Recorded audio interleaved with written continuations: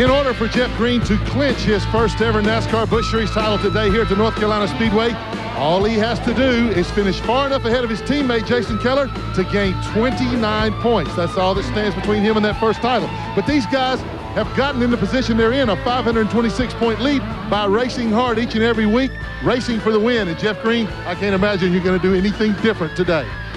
Glenn, we've been very successful at what we've been doing all year long, and credit to my Nesquik guys. They've been doing a great job every week, no matter what racetrack we're at. So that's our focus. That's what we're going to try to do today, is just try to go out and win this race and go out in style. We'll see. We got a championship to win, yeah, but we also got 4 races we think that we can win the rest of the year. So that's why we're looking at it. Well, best of luck to you today here, Jeff Green. We'll follow the story on the championship chase and all the competition stories here today from the North Carolina Speedway when the Sam's Club 200 comes up next, live on TNN, the national network.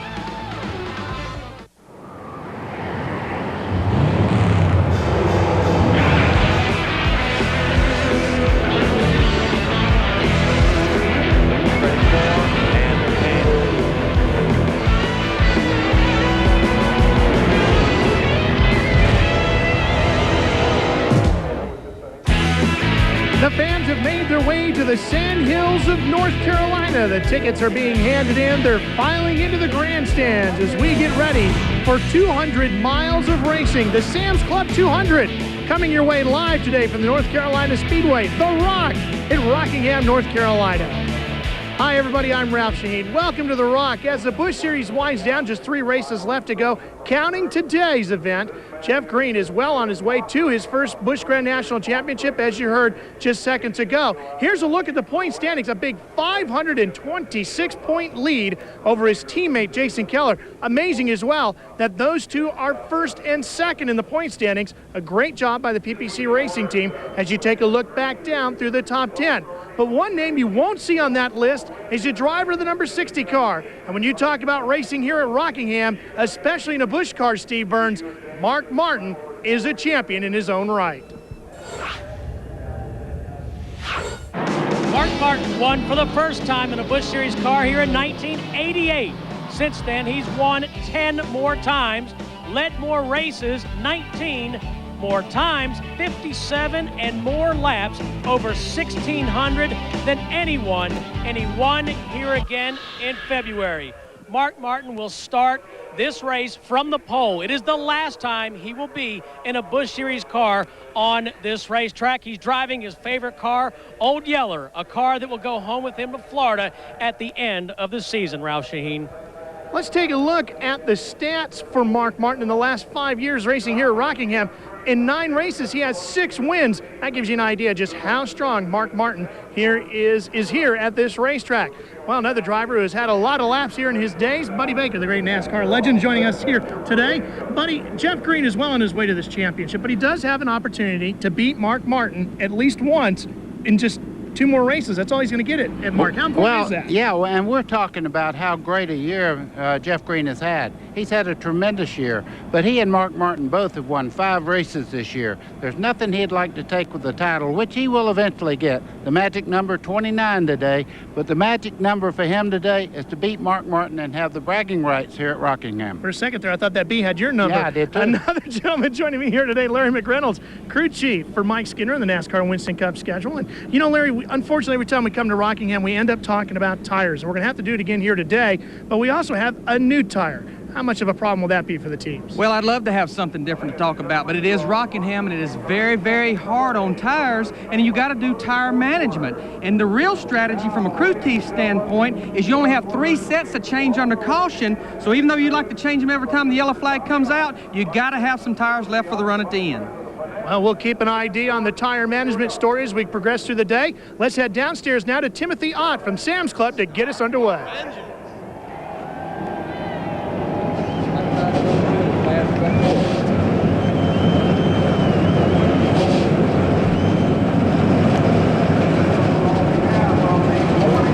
The engines have fired, and we're just moments away from getting the Sam's Club 200 off and running. Stay with us to see if Jeff Green clinches a title today.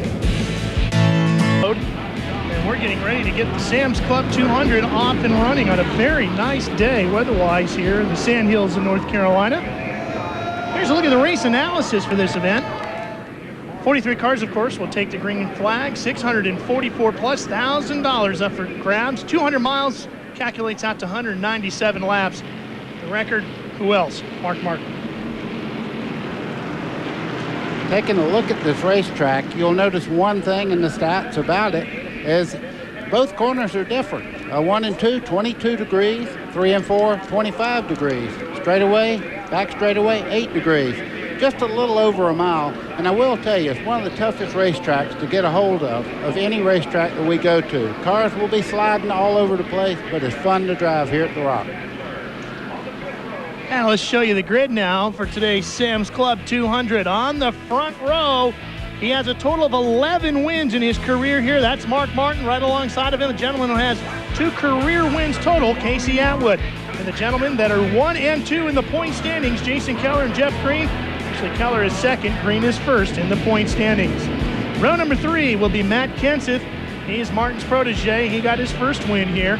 As we make our way back to rows 5 and 6, Sauter, Wallace, Sadler. Ed Barrier is going to start to 77 after Mike Wallace had a big hit here yesterday in happy hour practice. Hank Parker Jr., Mark Green, Burton, and Lewis in rows 11 and 10. Dick Trick will be in row 12 as you take a look at row 13. Park, Ward, Burton, Purvis, and Randy LaJoie, the 2-time champ. Kyle Petty is in the 45. Ricky Craven behind the wheel of the 19 this week. Chad Little is going to be in row 18 in the 74. Bobby Hamilton Jr., Mike Dillon in row 20. Row 19, saw there Hornaday and Raines. Steve Grissom will round out the field in row 22. Those that did not qualify on the list here, Linda Namick, Spickle, Mike Stefanik, Mike Waltrip. And let's check in one more time downstairs. Glenn Jarrett. Well, thanks, Ralph. You know, you mentioned that Mike Wallace had a crash yesterday afternoon at happy hour after qualifying. He did qualify the car in 16th position. Carburetor booster broke on the vehicle as he was in the middle of the turns, hit the wall pretty hard. Mike was taken to a hospital. He was treated for a possible cracked scapula. He went home last night. Obviously, he will not drive the car today. Ed Barrier is in the car. So we'll wish Mike Wallace the best. Hope you get better soon, Mike. And pull for that number 77 today. Here's Steve Burns. And Glenn, Tim Fedua, another driver who's injured. He was in a bad motorcycle accident just this week coming home from the shop. 3 broken vertebrae. You're a lucky guy, Tim. Yeah, I'm lucky to be standing here. I don't feel real lucky right now watching my car go around, but Jeffrey's going to do a good job for the Stanley team, and we'll try to be back in the car next week at Memphis. All right, Tim, glad you're here. The good news is for Tim Fedua, just announced this week, he will drive the number 66 Busch Series car next year, replacing Todd Bodine. Well, we told you it's a pretty nice weather day. Temperature about 72 degrees. I don't know, guys. Staying on the roof, it felt a little warmer than that. I can tell you one thing, though, for the drivers out there, they don't want to see the sun come out on this racetrack. This is perfect racing weather here at the Rock. This racetrack's hard enough to get a hold of when the clouds are out, but when the sun comes out, it really becomes slick and greasy. Pace car pulls down, and we're getting set to go. The green flag waiting. We are underway with the Sam's Club 200 on the National Network.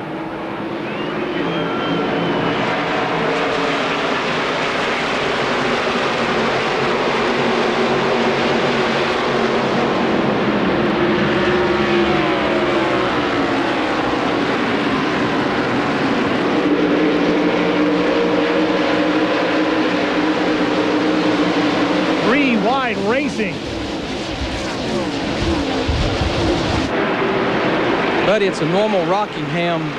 The second groove has not come in yet. It's going to take a little bit of laps of racing, some side-by-side racing. All the practice has been done at the bottom of the racetrack. Till they get some rubber in that second, third groove, the racetrack's hard to get a hold of. Well, you can see right there, that's the Hendricks kid right here in the 24 on the high side. They are trying to use Ricky. He's trying to make the upper line work already, but as you say, the preferred line is right around the base of the racetrack, which he's now down into.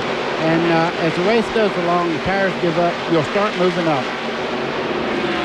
Mark Martin is the leader of the race at this time and is already opening up a pretty healthy lead.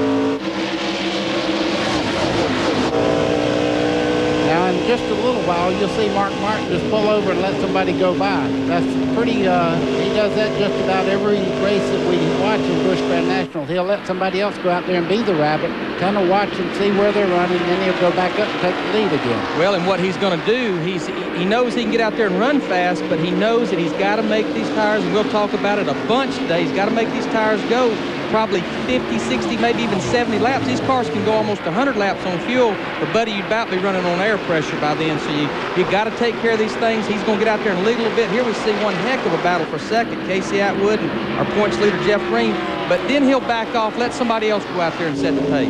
It's Jason Keller behind him in fourth place as you're on board with Jeff Green. Let's check in with Glenn Jarrett. Glenn, you got more on the tire saving story? Well, absolutely, and Larry McReynolds, you're exactly right. NASCAR has allowed the teams 3 sets of tires to change. They can change them under caution. That's 3 tires per position under caution that they can change. But if this race should happen to go green all the way, which is an unlikely event, but should that happen, these guys can make it on one stop. But boy, they will be skating on thin ice, just like Larry McReynolds says. But tire wear is the impetus here today, not so much fuel mileage. Mark Martin already has a little over a half a second lead over Casey Atwood. Larry, we talked about saving these tires as we watch the battle a little deeper in the pack. That's Todd Bodine that we're riding with. What kinds of things as a crew chief do you tell the driver to do to save his tire? Well, we come up here and tested last week and run almost 300 laps in one day. And I've been coming here for 20 years, and I always thought it was about not running too fast at the beginning of a run. But what we learned at the test, it's not about how fast you run. You just can't slide the car. You can't let the front end slide. You can't let the rear tire slide. When you ever slide them, the only way you're going to fix it is get to pit road and get 4 more tires. So, buddy, as a driver, if I don't want to slide my tires, how do I drive the corner? Well, what happens is somebody like Larry McReynolds will get on the phone. He'll just say, you want to run that hard, you're abusing the tires, and you're starting to run lines that you don't need to run. Back off a little bit earlier, keep that preferred line. Don't scrape that tire across the racetrack, because if you do, you're going to the rear. And for now, in the early stages of the race, the preferred line is that bottom group, correct? You're seeing them right there. They're right on that white line on the bottom part of the racetrack, and then they fan out down the straightaway. Mark Martin has competed in 25 Busch Grand National races here. He's led laps in 20 of them so far, counting today. We'll be right back. The pack right on the bottom of the racetrack, but Buddy Baker, as we watch now, as we approach lap 15, Mark has moved the groove up.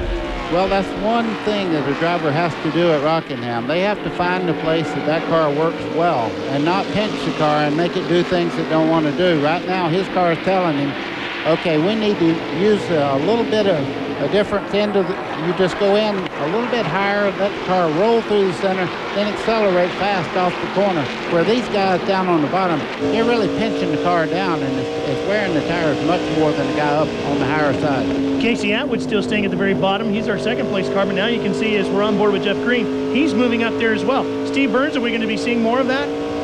Yeah, you know, I talked to Tony Lambert, the crew chief for Mark Martin before the race, and he said with this new tire compound, they had to change their chassis setup significantly. A lot of the teams we talked to, Jeff Green, for example, is running 300 pounds softer in the right front spring. Mark Martin running 500 pounds softer than the race here in February, and Jeff Burton may be running as much as 900 pounds. That's a pretty dramatic change, guys. Larry, did you see the same things? Oh, look at this battle for second as we've got Green going inside of Atwood. Horses Casey up high, and he's going to take the spot, buddy. And that's Jeff Green we've been watching all year long. He takes that yellow car, that number 10, right to the front. He races as hard as anyone. Although he's a champion, or will be the champion pretty soon, he knows how to race and race hard, but he does not do anything to get himself into wrecks.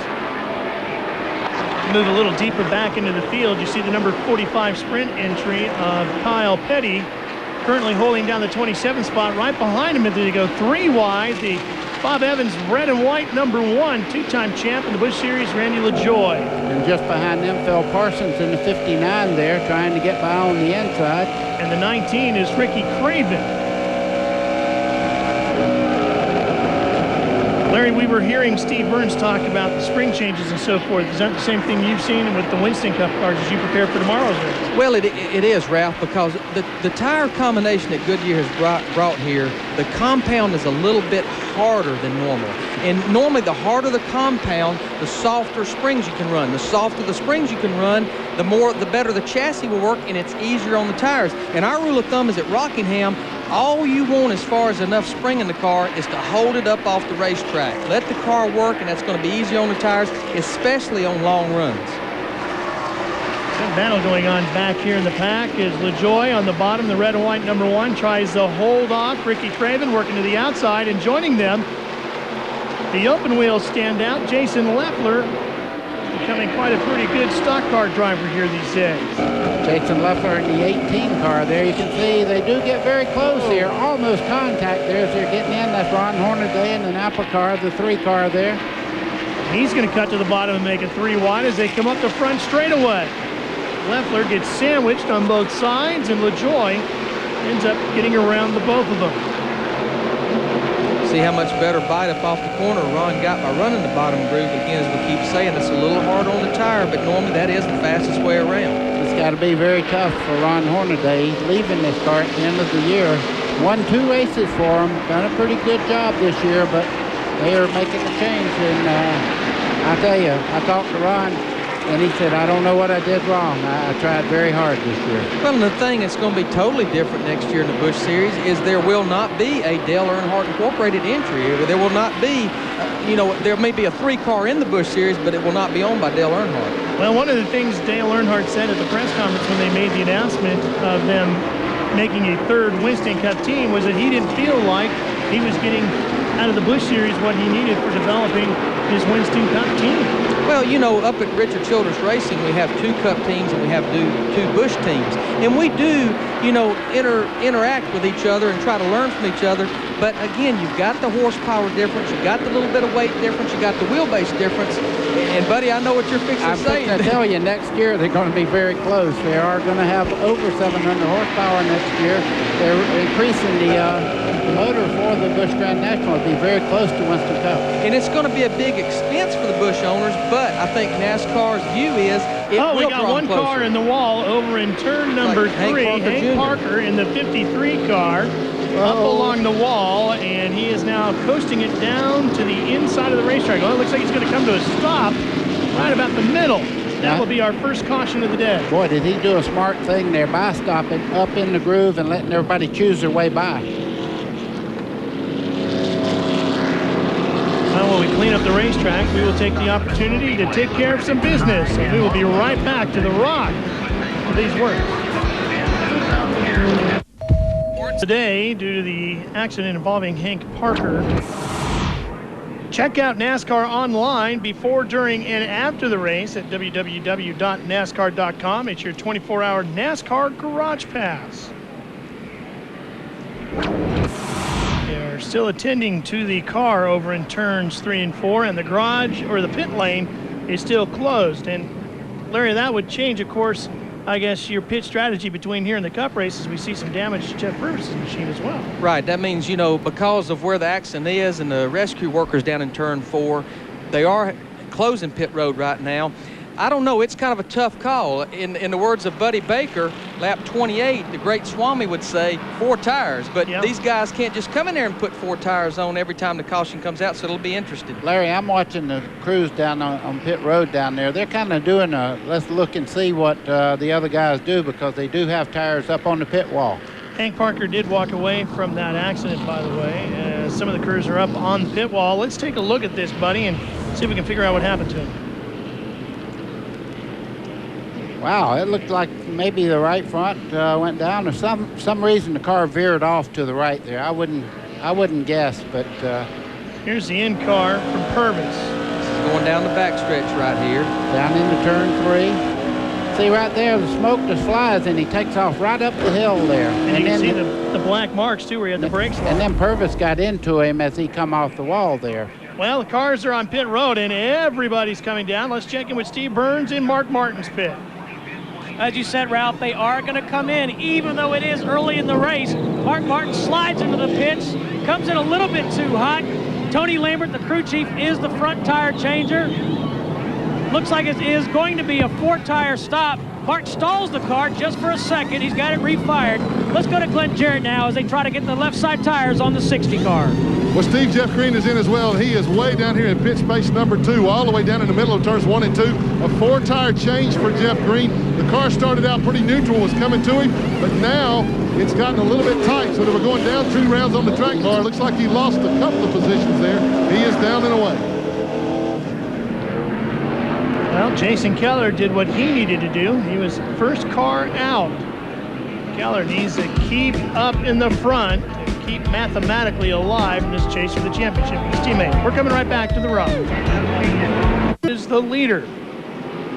One name to keep an eye on, gentlemen, is Jeff Burton. He started this race 19th. Before the caution, he was up to 9th. And then with a great pit stop, he picked up another 3 spots. So Burton is now up to 6th.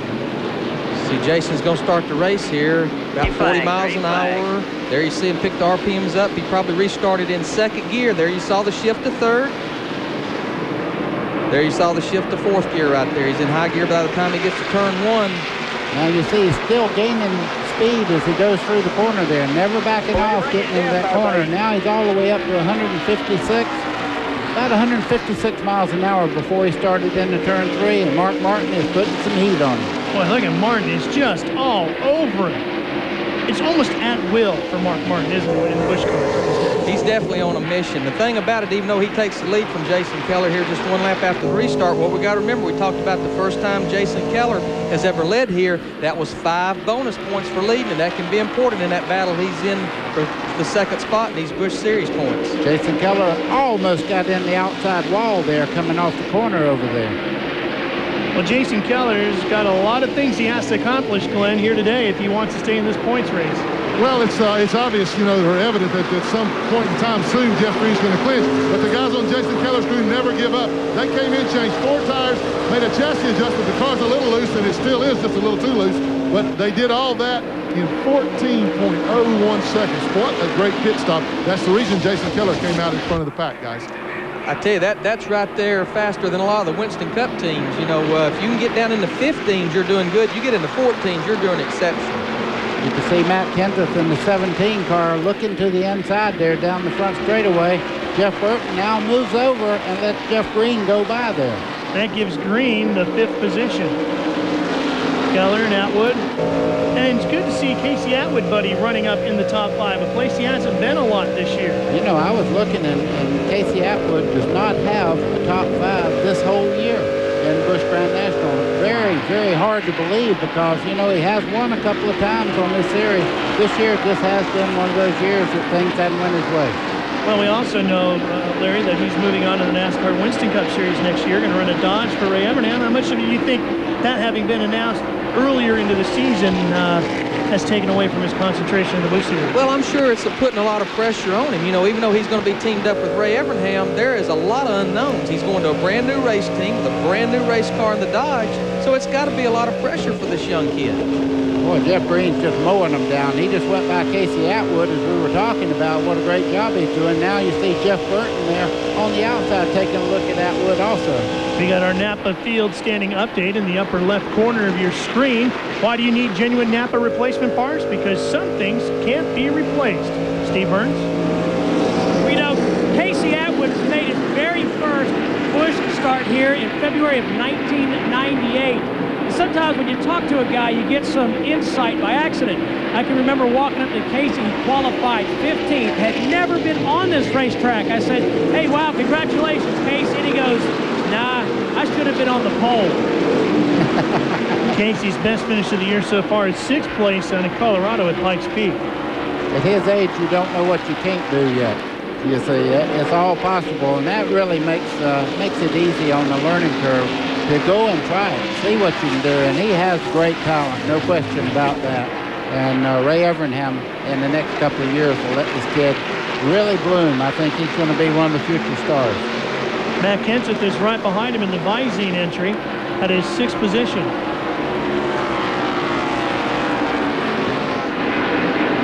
As you take a look at our Napa Field standing update, you'll notice this week, some of the numbers are a little different in color. If you see a red highlighted number or a green highlighted number, the red highlighted number means the driver has slipped back a position from the previous lap. The green highlighted number means the driver is moving up a position. Now the 26 and the 1 have been racing at it pretty hard today. Bobby Hamilton Jr. and Randy LaJoie. And in the box there, you see the contact made as they went down the back straightaway. You know, that was coming up off turn 2, and I don't think there was anything intentional there. It just looked like Randy's car picked up that push coming up off turn 2, and Bobby Hamilton Jr.'s car just happened to be the pivot man. Well, I do a driving school here with my father, and I will tell you, there's a crown. As you come out of turn 2 over there's a small crown in the racetrack itself, and you go from bank to just, it kind of rolls over towards the wall. And if you're not careful, buddy, you'll get a chance to know how hard that wall is. Well, so far, Jeff Green and Jason Keller doing exactly what they need to do. Now, if Jason Keller finishes in the top 4 here today, no matter what Jeff Green does, if Jeff Green maxes out the points by leading a lap, leading the most points and winning, he still will not clinch here today. Glenn Jarrett.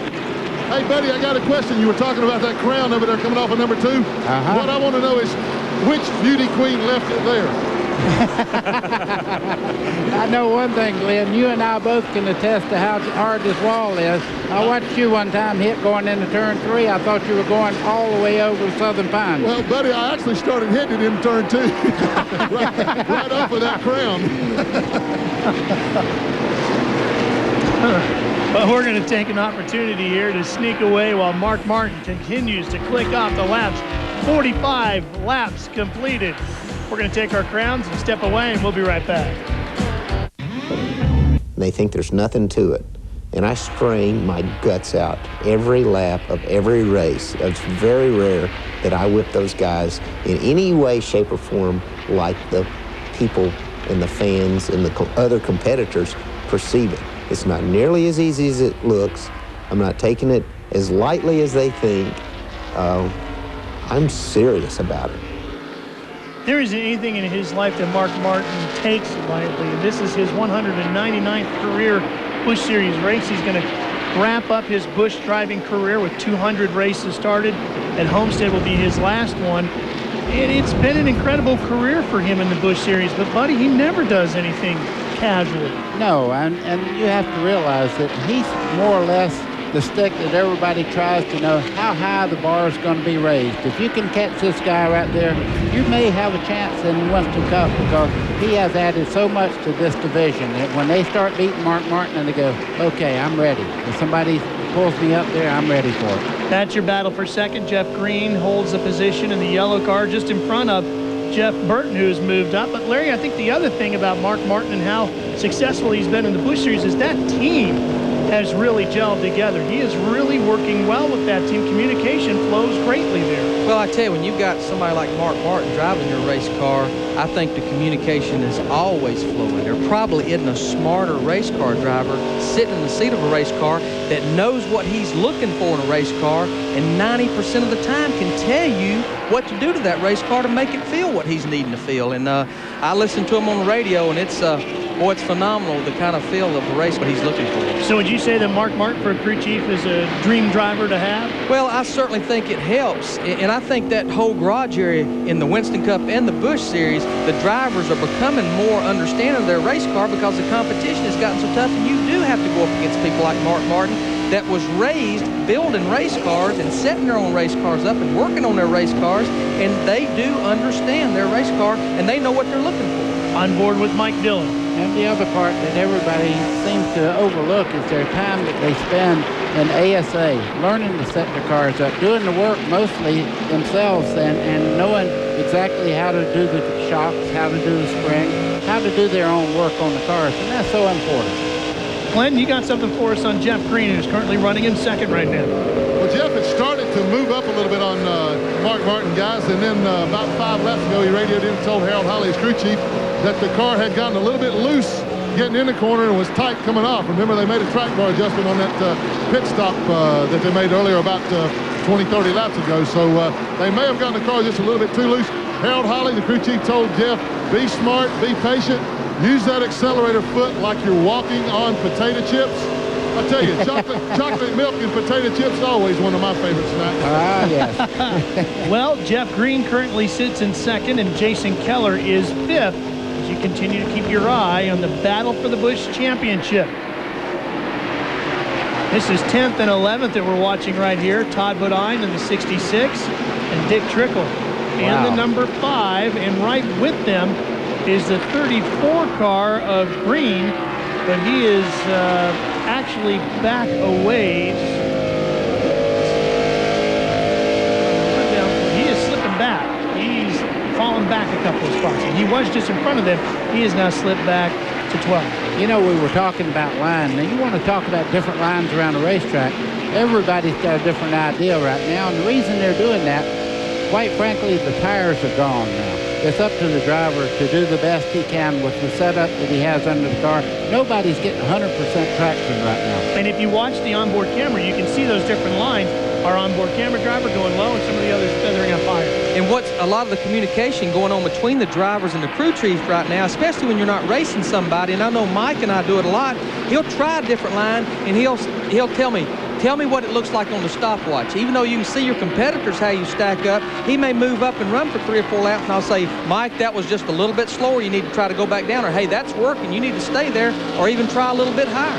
Well, there you just saw it right there. Todd Bodine, Dick Trickle, and David Green all taking different lines around the racetrack through the corners. The one line that really seems to be working seems to be the one the driver, the number 60, is taking right now.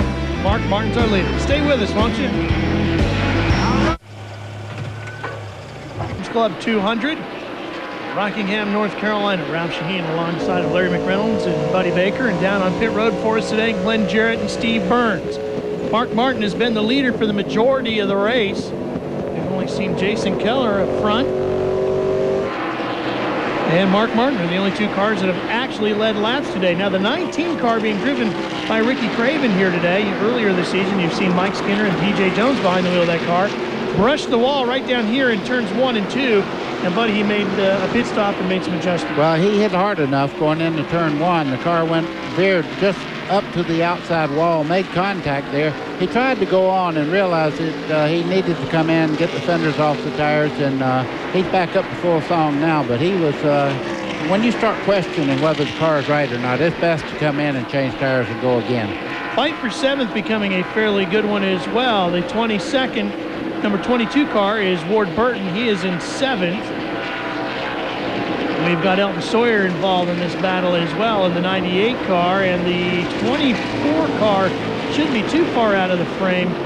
That would be Ricky Hendrick. There you see Ward Burton started 26, and if there's a guy that knows his way around this racetrack, it's definitely Ward Burton. I think he won his first Winston Cup race here at Rockingham a few years ago. Yep.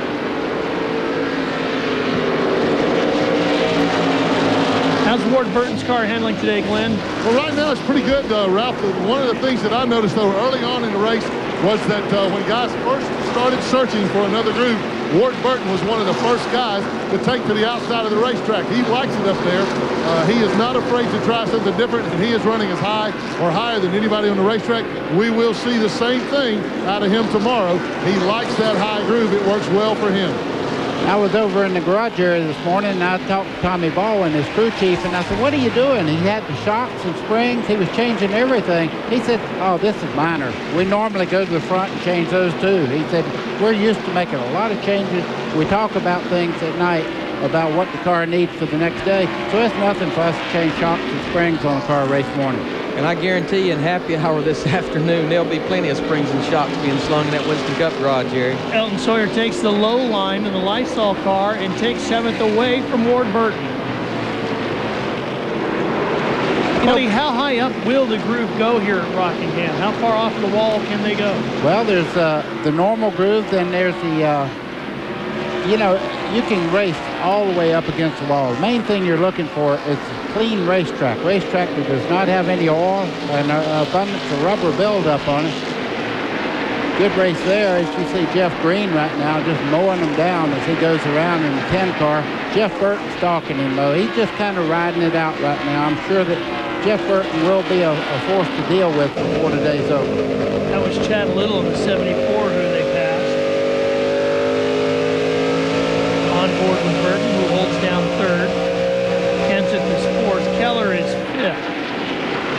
Casey Atwood has slipped back to 6th position.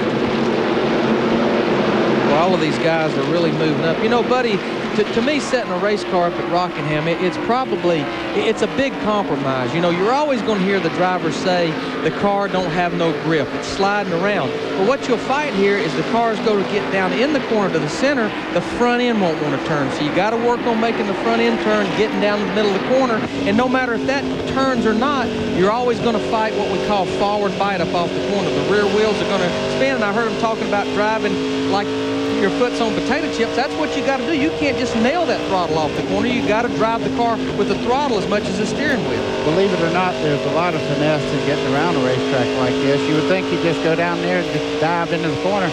You're looking at telemetry there of Jeff Green as he goes down the straightaway. He's turning a lot of RPM down the straightaway, but he's also using an incredible amount of brake getting into the corner also. Well, let's listen to him as he drives the car up out of the corner as Jeff Green goes down the straightaway.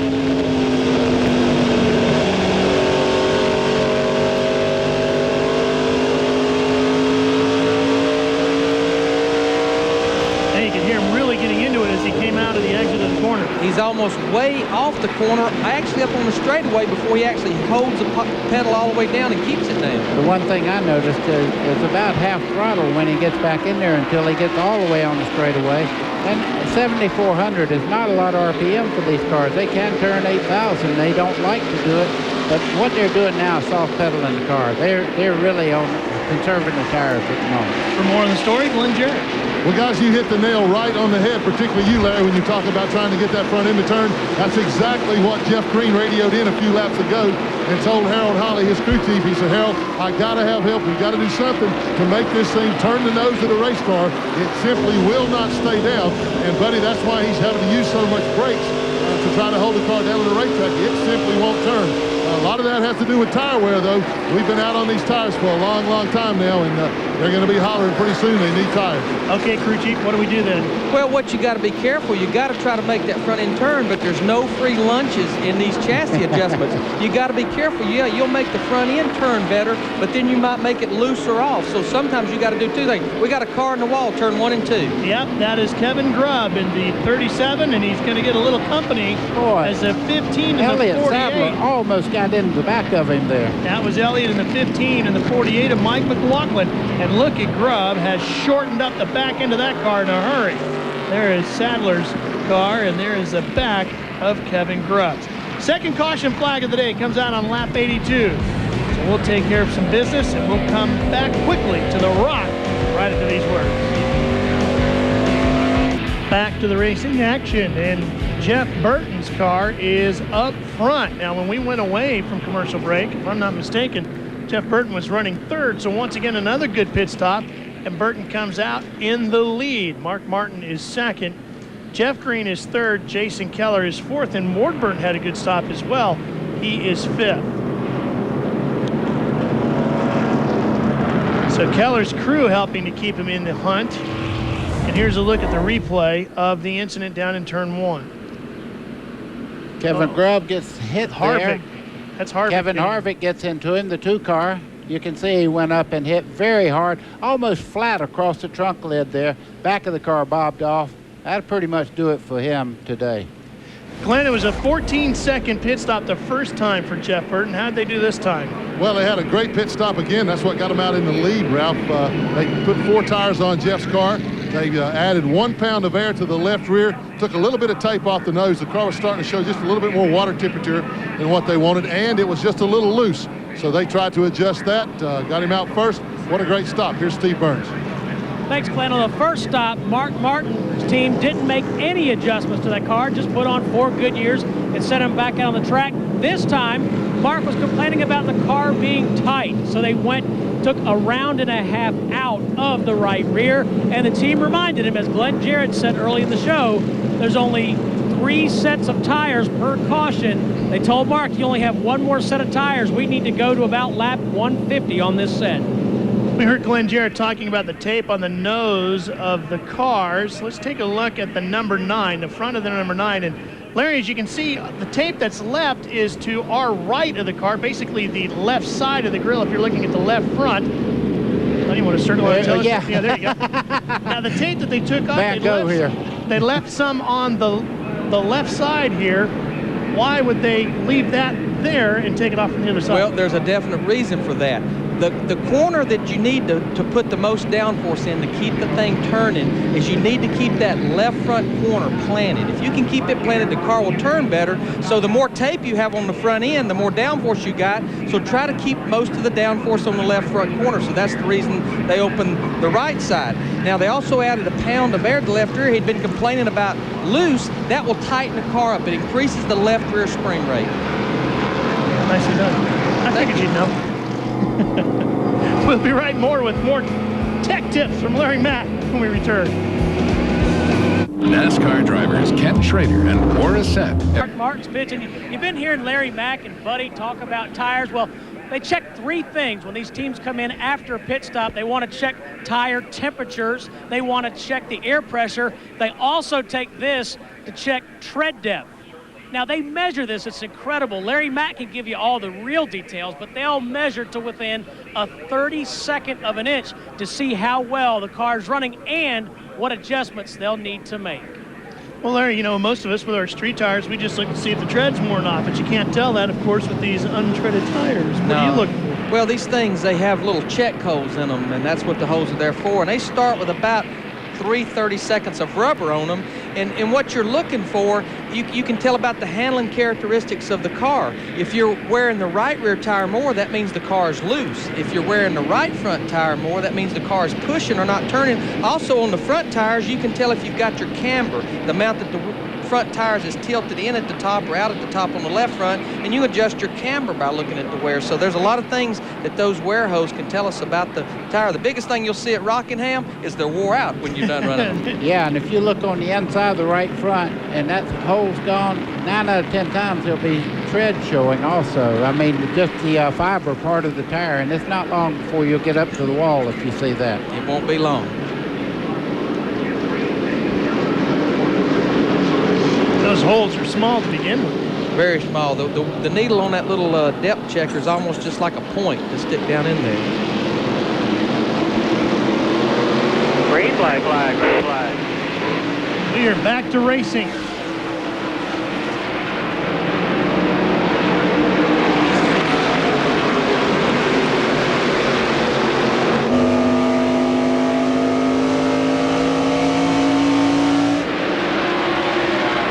On board with Mike Dillon, and now at that last restart, Mark Martin, as Will, pretty much just went right back to the front. Let's see what he does here today now. Boy, back in the field there, they're running 2 and 3 wide off the corners there. You saw Steve Park in the 31 drive down under 3 cars there, getting into turn 3 just a second ago. Jeff Burton, now you see Mark Martin, they're both going down the straightaway here. Now this will be a test of strength right now because both cars are very, very good. Mark Martin, instead of just running up there and blowing by this 9 car, Jeff Burton, he'll have to earn his way by there now. Jeff Burton is only the 3rd different driver to actually lead a lap here today. Mark Martin and Jason Keller being the other 2.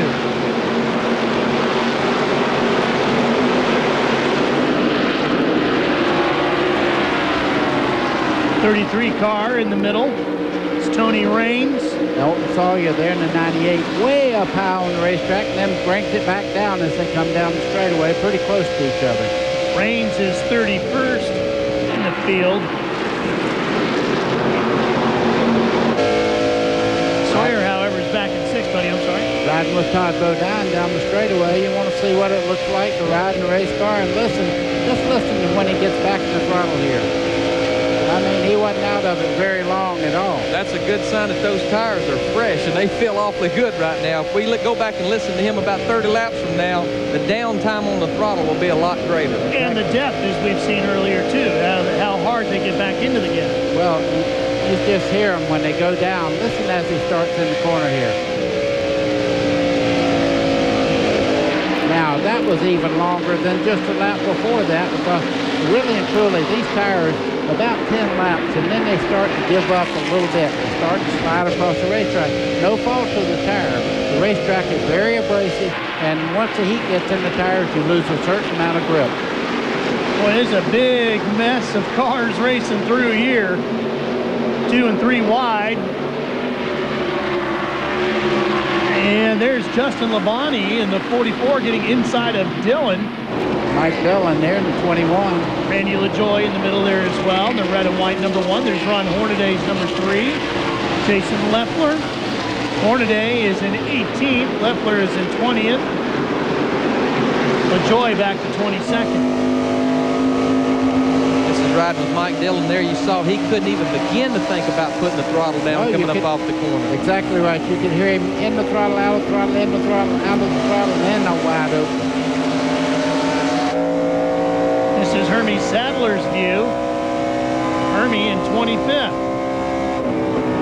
You know, one thing you notice about all of these guys, riding with Todd Bodine a while ago with Hermie Sadler now, is unlike a lot of racetracks, they back off the throttle getting in the corner almost way back on the straightaway. And probably if a driver is guilty of anything at Rockingham, which kills the whole corner, it's driving in the corner too deep. You don't beat people getting in the corner at Rockingham, you beat them from the center off. Well, there's 2 reasons for that. You have to really get up on the brake pedal getting in the corner. That puts extra strain on the right front, and pretty soon you got to push conditions. A good driver here will roll out the throttle, let it kind of go down, and you just let the brakes on very easy getting in the corner, and the car turns a lot easier. Brakes on, won't turn. Viper 8 goes to Matt Kenseth in the blue and white 17. Casey Atwood in the Castrol 27 as we reach the halfway point with Kevin Harvick right behind them. Now Harvick is in 10th. Kevin started 22nd, battling Todd Bodine for that 3rd position in the points, sitting there in 4th, won him a couple of races this year. Tony Raines at the front of this pack. Raines is in 31st. Marty Houston in the 82 there, doing a very fine job. They're high on this kid's potential as far as moving into Busch Grand National pretty soon. Well, guess what? Mark Martin has got the leader. He's got him. Now, can he drive it? And the battle for 3rd is between the 2 teammates battling for the championship. Jeff Burton continues to lead now with Mark Martin right on his tail. You know, I go back 10 laps ago when these cars pitted, and I remember them reporting that Mark had been complaining about his car pushing, and they took 1.5 rounds of bite out. That's one thing I've learned about Mark Martin, listening to him, whether it's driving the Busch car or the Cup car. He don't make small changes. He'll tell them in a heartbeat, take me 4 rounds of bite out of this thing. I can't drive it pushing. He's pretty aggressive with his adjustments normally. Now, and you notice he caught the 9 car there, Jeff Burton, without any trouble at all. They're running 2 different lines through the corner. Mark Martin running very much lower through the corner, but I have noticed one other thing. When he closed in to a certain point there, you can get some problems like an arrow push in the corner here when you run up behind another car, and it makes it very difficult to get by. The fight for 3rd is a great one as well, as Jeff Green in the Nesquik machine hangs on in 3rd in the yellow number 10. Keller giving chase in the red and white 57. You can see Green running a much higher line. Here's the telemetry with Keller. It's coming off turn 4 right there. RPMs climbed 7,000, 7,400. Right at 76, backed off getting into turn 1. Now what we'll see as we go down the backstretch, we'll probably see a lot less RPMs. Here we got a change for the lead going down the backstretch. Give it to Mark Martin as they go into turn 3 by a nose, but then Burton comes right back on the outside. Well, it's going to be interesting here. You can see the outside lane gets a little better forward bite off the corner, but down in the turn 1 there, you can see the outside line is working very well right now as the 2 cars look pretty close to each other. Mark finally makes the pass.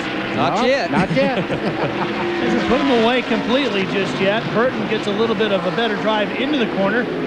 That is the most fun a race car driver can have, is go out there and race against somebody that you trust and go down in the corner. And really, I mean, it takes a lot of the pressure out of it because you're racing that. You're racing against a guy, you're racing against the track, and it's a lot of fun. It looks like it'd be hair racing, but it's fun what they're doing right now. And I bet you these guys could do this for 100 laps and never put a tire mark on each other. But what is going on here as these guys are doing this, it's not the best thing you can do for your tires right here because they're racing each other hard right here. So at what point in time as a crew chief do you step in and say, okay, either get in front of him or drop behind him? Well, I think I'm going to monitor what's going on back there in position 3. And right now, Jeff Green in the 3rd position is about a mile an hour faster than these guys. You don't let the 3rd place. You saw him get a little bit loose there coming off turn 2. You don't let that 3rd place car close up too close. And I think these guys have finally decided maybe we race side by side enough there. Yeah, Mark Martin just backed out, and he'll do that. We've watched him so many times in Busch Grand National. Now there's 1st and 2nd in the top of your screen, and 3rd and 4th, which has changed. Give that position now to Jason Keller, the red and white 57, the Excedrin car. And joining them, actually making it 3rd, 4th, and 5th, is Elton Sawyer in the 98. Yeah, because Ward Burton is just in front of this group. He's gotten by him up there and making a real charge towards the front in the number 22 car, the blue car, just in front of this group.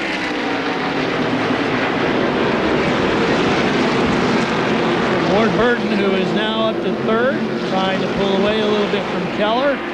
Keller is 4th, Green is 5th, and Elton Sawyer, right there, the Lysol car, holds on to 6th position. We are past the halfway point here at the Sam's Club 200. Stay with us. We're coming back for more here on TNN. WrenchHead.com with millions of brand name auto parts and accessories to choose from. It's easy to prove you're a wrench head. Are you a wrench head? WrenchHead.com, parts online all the time. That is one seat I have no desire to sit in. But that's old Pumpkinhead. He's just hanging around out there. I would be more than happy to sit here where we are. You see Jeff Burton right now. He's running a very, very high line, sliding the car through the corner. Mark Martin's just, I think, really biding his time right now. I think he could put a lot of more pressure on the 9 car of Burton. But right now they're working traffic. There's no point in running up there and abusing the tires.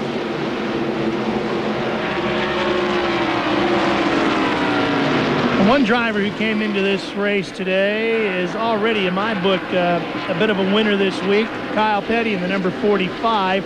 First off, his daughter Montgomery Lee Petty won the reserve championship for horses. She competes in horse competitions all around the country, and that is a huge win out of 300 somewhat entries. But I think the thing that I found out about Kyle this week that's even more of a sign of what a champion he truly is Petty family announced this week they're going to start up the Victory Junction Gang, which is similar to Paul Newman's Hole in the Wall Gang for kids that have very, very serious diseases. The Petty family donating some land, some time, and some money to that cause. I think that's just wonderful. I think everybody should know Kyle Petty.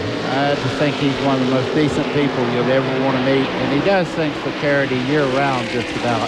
He started the Ride Across America with all the Harley guys and various people, and I tell you, he's really dedicated to being a nice guy. You know, he's won his races. He's been a person that you just feel better for knowing.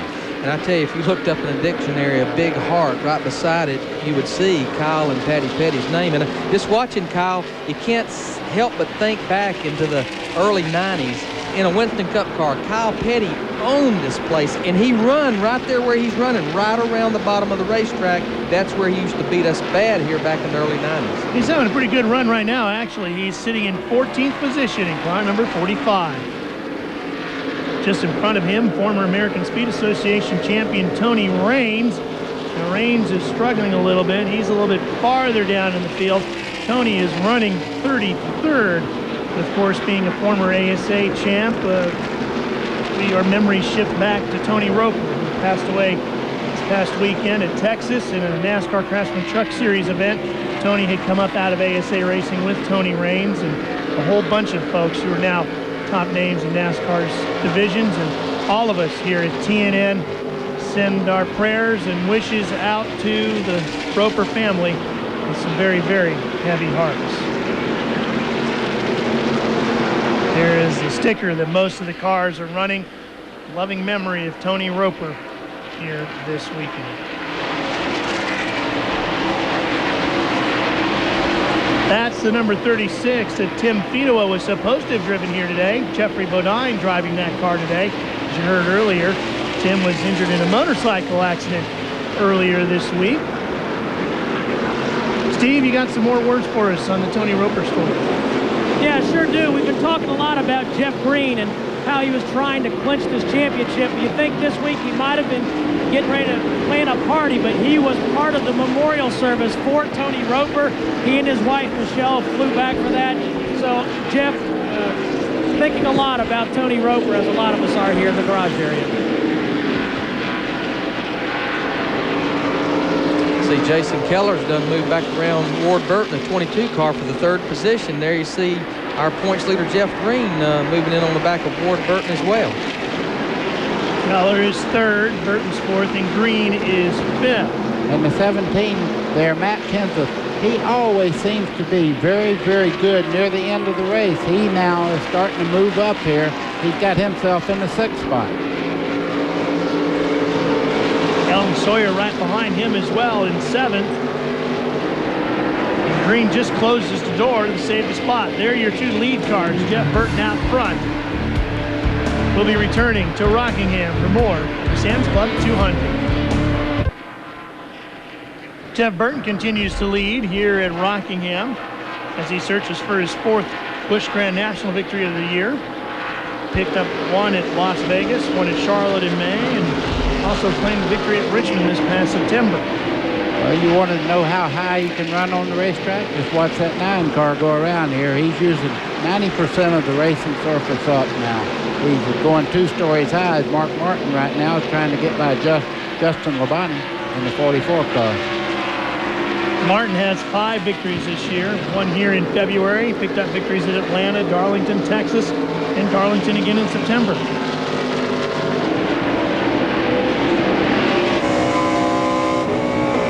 Burton working around Hermie Sadler. You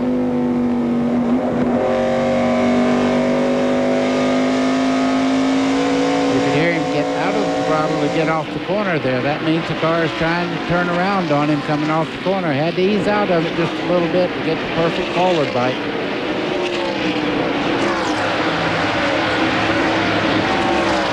There's a gap back to 2nd place. You see Mark Martin almost a full second behind.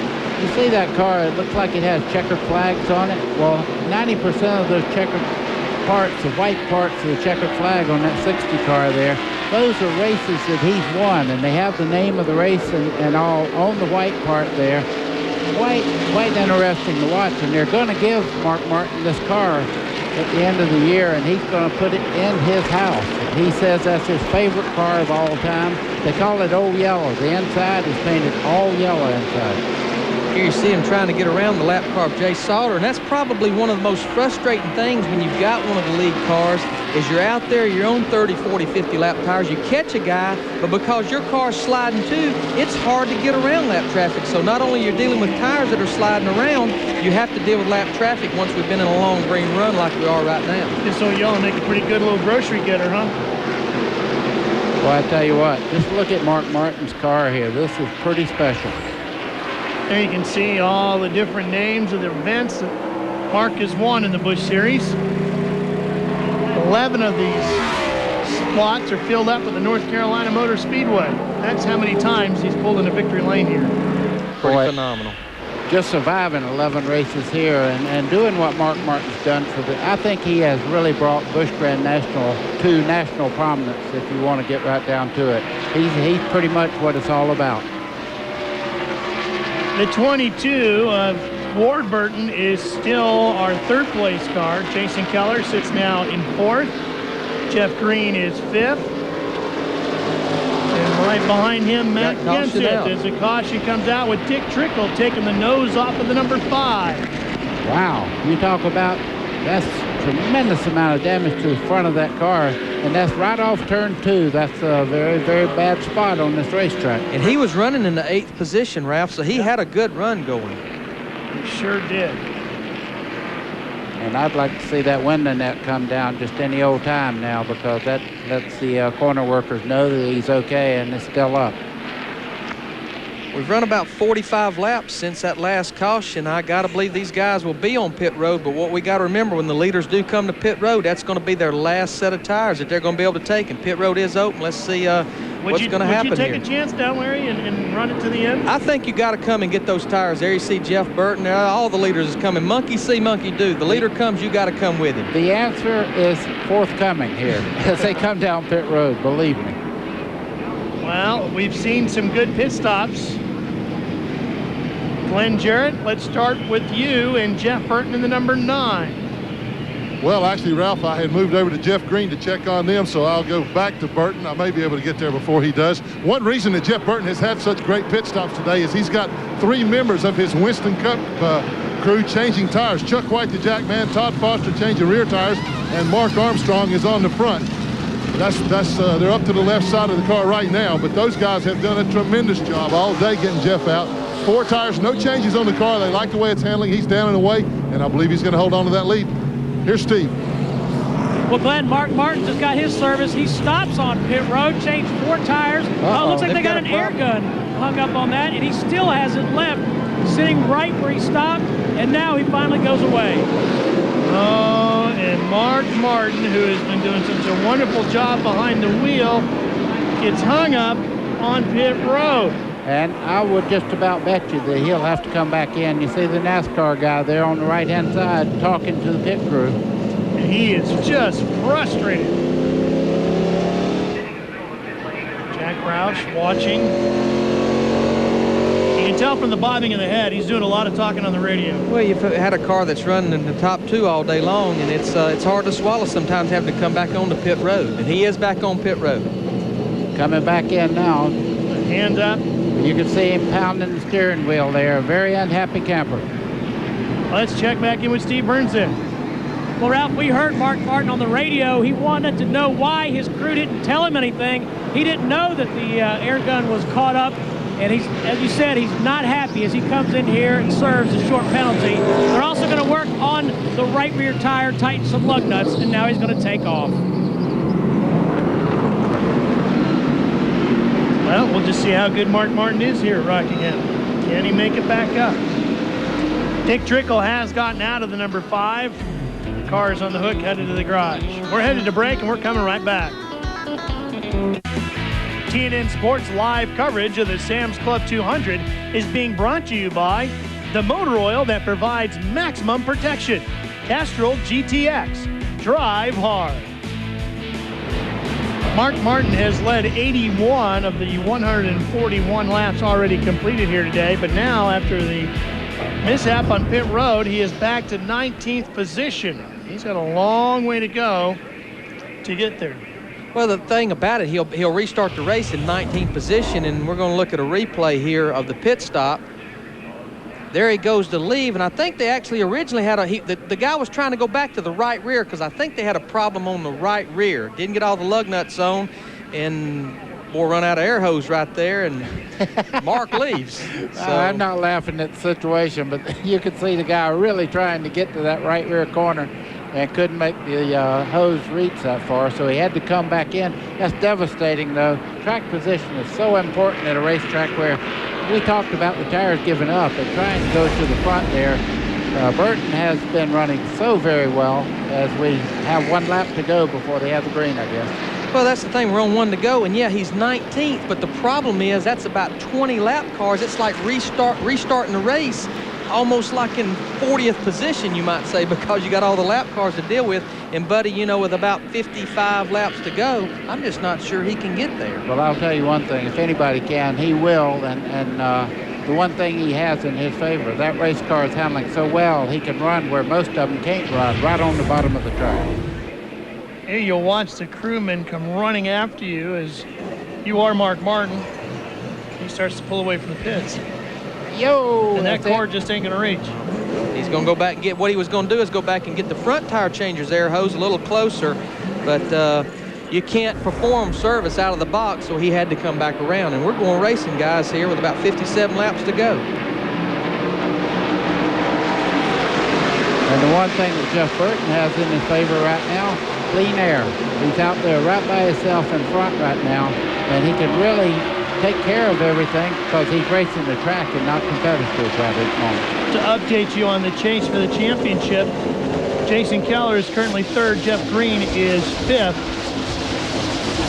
So it looks like at this point, at least, the championship will have to continue on at least to Memphis. You know, the thing I've been impressed with Jeff Green. Boy, you see Michael Rich way up high. That's the white 55 we're looking at. Oh, and he hits the wall again, Michael Rich. He's definitely got a problem on that car. Going to be trying to get to pit road. We don't see no caution flag. And the field has cleared him, so he's able to cut down to the bottom of the racetrack. And then he goes back to fly again and continues past pit road. Well, he took a pretty good shot there on that wall. I'm not sure I'd want to continue on without checking the car at least. Oh, he got hit there. That got him loose the first time. Oh, he got... Is that Jimmy Johnson? Jimmy Johnson got in the back of him, but he was wiggling already when they made contact. And then down here, he hits it again all by himself. Yeah, he comes up out of the corner. And what he might have done there's a little bit of debris on the high side of the racetrack. He might have got in all that rubber off the other tires that's laying right up against the wall and just slid up into the concrete wall there as he was coming off. And one other factor is we was only about 2 or 3 laps after restart. And one thing we do at Rockingham to try to help these tires, we start the air pressure very, very low, especially for a high-speed, high-bank 1-mile racetrack. And that just helps the pressure build up, and that can make the car drive pretty ill for the first few laps. Here's a battle for 4th with Matt Kenseth and our points leader, Jeff Green. One thing I was going to say about Jeff Green, one thing I've been impressed with every interview he has done, he don't talk about the championship. All he talks about is winning races, and he drives every race like he's out to win that race. Your Napa Field standing update in the upper left-hand corner of your screen. Why do you need genuine Napa replacement parts? Because some things can't be replaced. In fact, Harold Hawley, the crew chief for Jeff Green, said that even if they did clinch the championship early on in the race day, say something happened to Jason Keller's car, they were not going to hold up any banners. They didn't want to do any championship interviews. They didn't want to even talk about it until the race was over because they still wanted to focus on winning the race. Well, I can guarantee you on that. And the worst thing you can ever do is try to spend money you don't have yet. I mean, he's got to still go out and try to win races. And they didn't win the championship this year, and they will win it. But they haven't won it by coasting around going points racing. They've done it by racing very, very hard. Well, Jeff Green has got himself a little toy, though. He went out and bought himself a brand new PT Cruiser the other day. We were talking about it in the garage area this morning. Number one thing on his mind as far as the car goes is how's he going to trick this thing out. He's already got springs ordered and he's ready to drop it down and all sorts of stuff. We're coming back to see if Jeff Burton can get a win here today. Jeff Burton continues to lead here at Rockingham, the Sam's Club 200. Behind him in second place is Jason Keller. Jason, the red and white 57. And there is the third place car, the points leader, Jeff Green. Right behind his teammate on the racetrack, Keller, who's second in the point standings. Fourth is at 22, Ward Burton. Ward Burton, though, he's dropping back a little bit. I think he got the best of his tires pretty quick there, and he's running a very high line. Back here, Todd Bodine and Elton Sawyer going at it. You can see everybody right now hunting a place that the car works the best. I will tell you, Elton Sawyer always has a very, very good race car here. I think he's one of the better chassis men, too, as far as the way he talks with his crew chief. Bodine and Sawyer running in 6th and 7th. Steve Burns. Well, Buddy Baker's exactly right. Ward Burton has radioed in just a moment ago and said the car will not turn. He just cannot get it turned in the corner.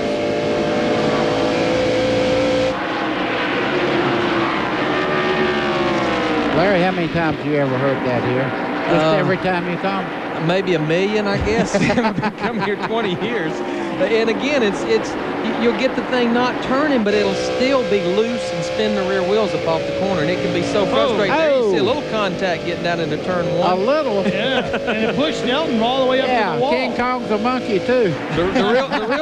The real loser on that was Elton Sawyer. Took himself right all the way up to the wall. I'm telling you right now, that was a chunk. Let's take a look at this again. Getting down into turn 1 here. Bang. Wow, look at Todd Bodine. Now, Todd Bodine did a super job of hanging on to that race car. You could see him turn into the slide there, but Elton Sawyer actually realized what was going on and jerked that car and almost got in the outside wall. Fight for fourth, Ward Burton, Matt Kenseth. Ward Burton holds position for now in the 22. He's going 3 stories high there, and you see Matt Kenseth actually below the white line there, and eventually that line will win if they keep running higher and higher, because Burton is losing a lot of grip in the corner there. You can see right there, Kenseth really closing in as they go through the corner.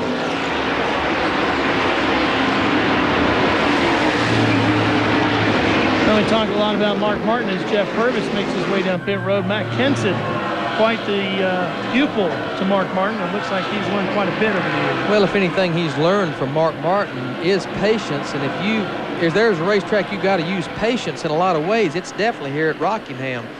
You see a pretty lengthy pit stop for Jeff Purvis here with 35 laps to go. Martin, by the way, is up to 11th. He had started 19th after the problems on pit road, and now he is up to 11th. Steve Burns, what's the update on Dick Trickles?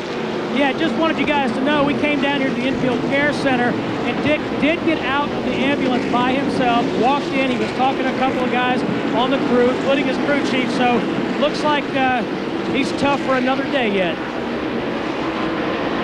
Good to hear that Dick's going to be okay. Battery change is what's taking place on the 4 car of Jeff Purvis. And to change that battery, Larry, you got to take off that left rear tire. Yeah, the battery is right in front of the left rear tire, and normally we have a quick disconnect, but it's still pretty lengthy time to change this battery because you got to get the tire off, the old one out, get the new one back in, get the thing hooked back up, and the box cover back on, so it can be pretty lengthy sometimes. 32 laps to go as Jeff Burton continues to lead here at The Rock on the National Network.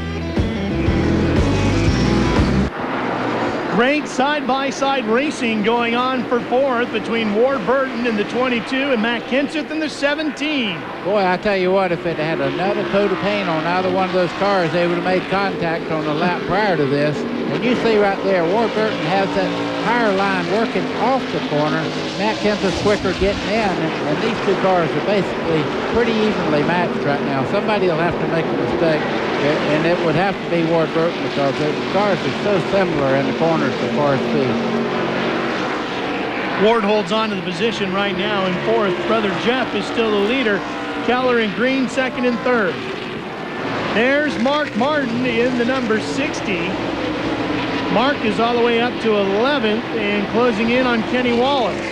Jeff Purvis, who just changed the battery in the car and back out on the racetrack in the Ford just behind him there.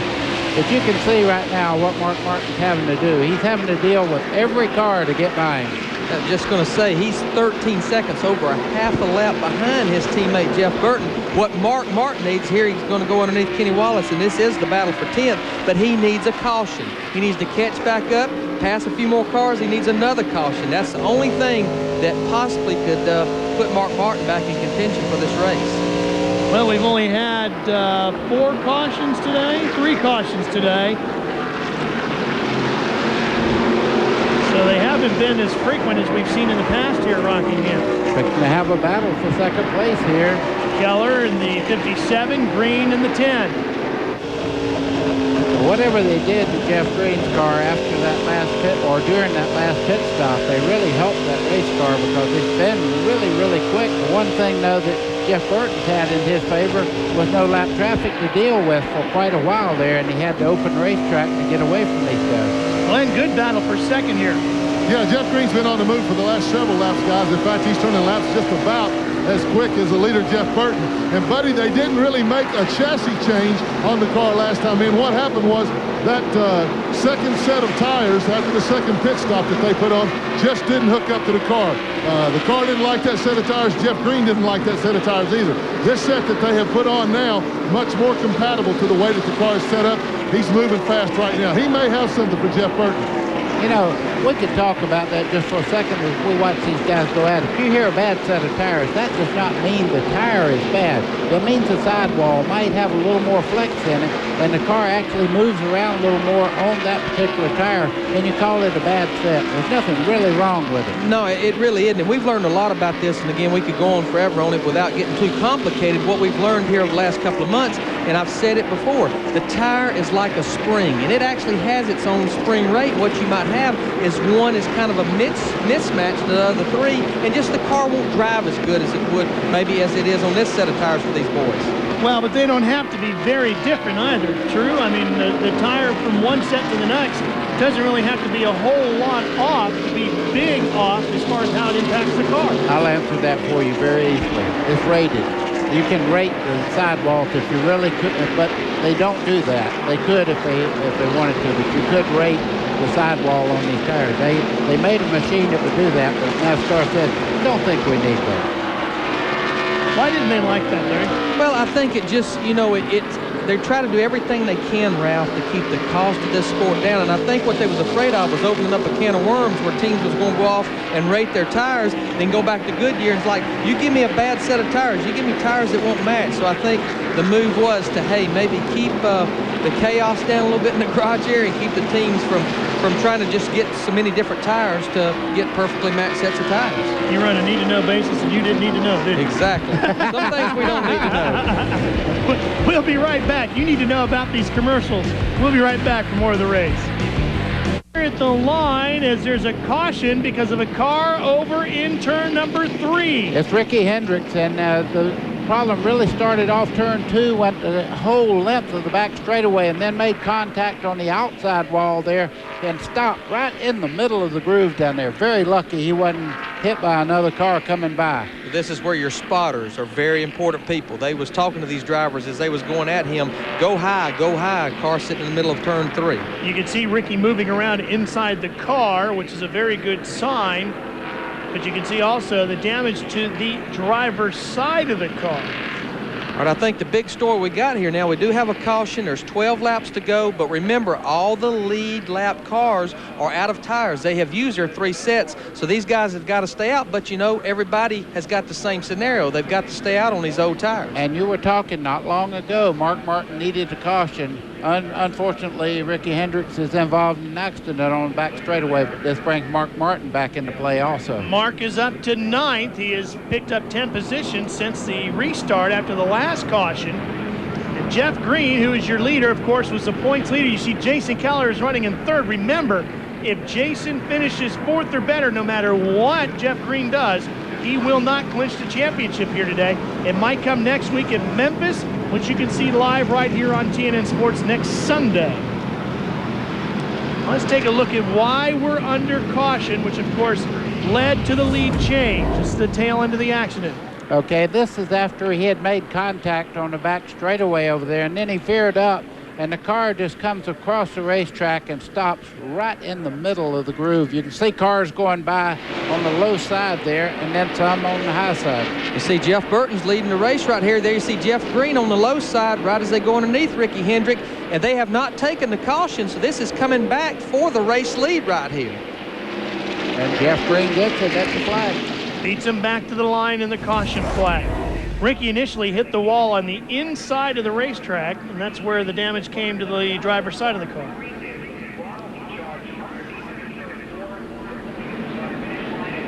Well, let's check in with Steve Burns, an update on Jeff Burton. And Ralph caught up with Tommy Morgan, the crew chief. Tommy, closing laps. It's going to be a driver's duel. How about Jeff Burton? He's ready. He just slowed up way down because he couldn't tell where that spinning car was going to go. So he's going to do it, give all he's got. Give 120%. That's what he's going to do. Best of luck. Ralph, one scenario we've got here, the drivers just got the 10 to go. When we do get restarted, and just watching them clean the wreck up in turn 3, it will be a down finger restart, which means it will be a single file restart with lead lap cars only to the front. And we have roughly about 18 or 19 cars on the lead lap, so all the lap cars will have to line up behind the lead lap cars, so they won't have to deal with lap traffic. Glenn, what can you tell us about that? Well, Larry, I've been listening to Harold Holley and to Jeff Green talking, and Jeff, he knows that he beat Jeff back to the line there. He didn't pass him as if he ran him down on the racetrack. But the thing that they're concerned about is just how well Jeff Burton is able to run at the top of the racetrack. Jeff has been making his time up down on the bottom. He told Harold he was just going to stay on the bottom. If Burton was going to pass him, he'd have to pass him on the outside, but he wasn't going to move up to try to block him because Jeff Green's car will not work as well up there. And, buddy, we talked about at the very beginning of the show how desperately Jeff Green wanted to prove that he could beat Mark Martin here at this racetrack, and he is in a very good position to do that. Well, and exactly, and I was noticing that he was closing in just a little bit on Jeff Burton before the caution. So I think it's going to be an interesting race. I don't know that Jeff Burton's used all he has. If he has anything, you're going to see it, that's for sure. Well, the biggest story, these guys are sitting out there on 47-lap tires, and that's a lot of laps on your tires at Rockingham. You see them moving the wheel back and forth. They're trying to keep all the tires as clean as they can, and we've got the one to go, so we're going to have us about a eight-lap shootout.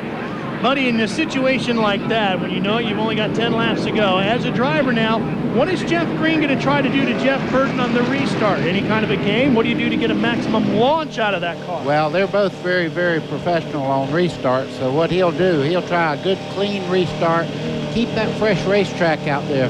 This other car of Jeff Burton has to get by him, so if he runs a good, clean line down in there and runs the racetrack as best he can, then it's up to Burton to make his way by, and that's going to be pretty tough, I think. I prefer being in the lead with 10 to go. Of course, that don't mean a thing. and Jeff Burton has definitely got to be on his mark on this restart. He can't let him jackrabbit this start and get out there in a hurry. Yeah, there's one thing he can be thankful for. Cale Yarborough is not sitting in second, because I can guarantee you it'd be a tussle from there on. But Jeff Burton will give a good account of himself also. You would know a little bit about that, wouldn't I, though?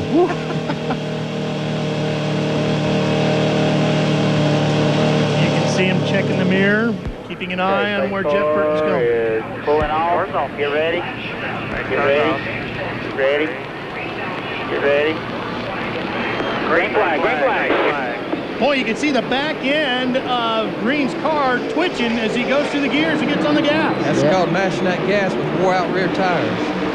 But he got a nice jump there, about a 3-car length jump. But look at Jeff Burton fighting back as they come off the corner there. Burton's really got his foot in that car as they go down the back straightaway. Now, how fast do they come off the corner? Burton dives deep into the curtain, but how well can he get out of it? Wow, I'm telling you one thing. He drove her down in there and does not look like Green has anything for him as they come by the start-finish line. 3-car lengths as they head into turn 1 for Burton. Larry, you think Jeff Burton learned a little something when he saw that car of Green's twitching a little bit? Maybe he felt like the tires really were used? Well, what I see, Jeff Burton's getting everything. Boy, he really dives it in the corner, getting into turn 3. Jeff Green follows right in his tire tracks there, and there you see the battle for third. Jason Keller and Elton Sawyer. Elton Sawyer fighting on the high side there. That Ford is really clicking well down in the corners there.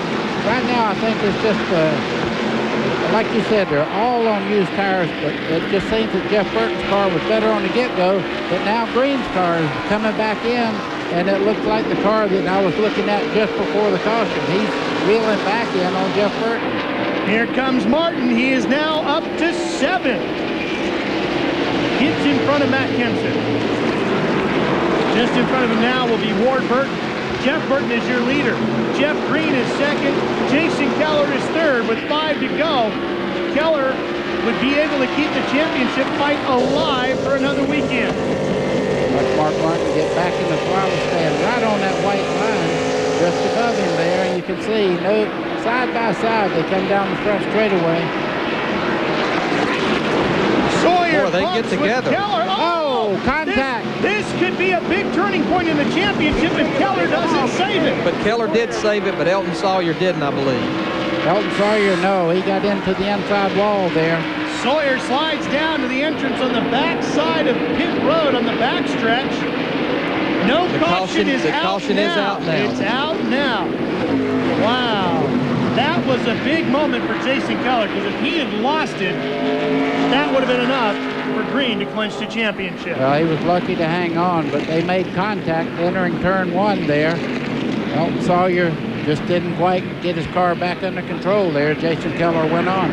The pace cars picked the field up, and there was 3 to go last time by. We may have just seen the completion of this race unless they get the 1 to go right here, and they're talking about it, so we may actually see a 1-lap shootout. So there'll be one to go at the line, which will be 195. They'll get the green flag at 196, a one-lap shootout, Ralph. Here's their look at the incident. Okay, down in turn 1, Elton Sawyer on the inside. They make contact there. Jason Keller on the outside, and you can see the 98 there. Elton Sawyer getting sideways across the racetrack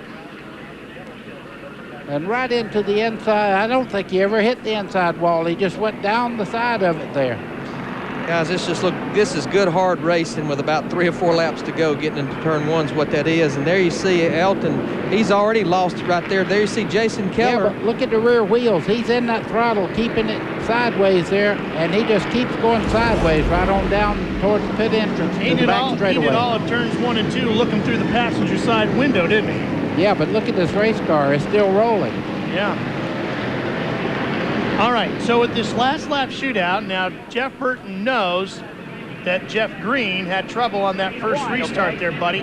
What does Jeff Burton do now to take advantage of that used up tires that Green has? Well, if it was me right now in second place, I'd try to anticipate and start here and do everything I could to try to get under the 9 car of Burton, but Burton's strong on the outside. I don't know. I would just go in there and do my best. I might even take my part of the racetrack, or some of his, maybe. Larry, what would you be telling your drivers?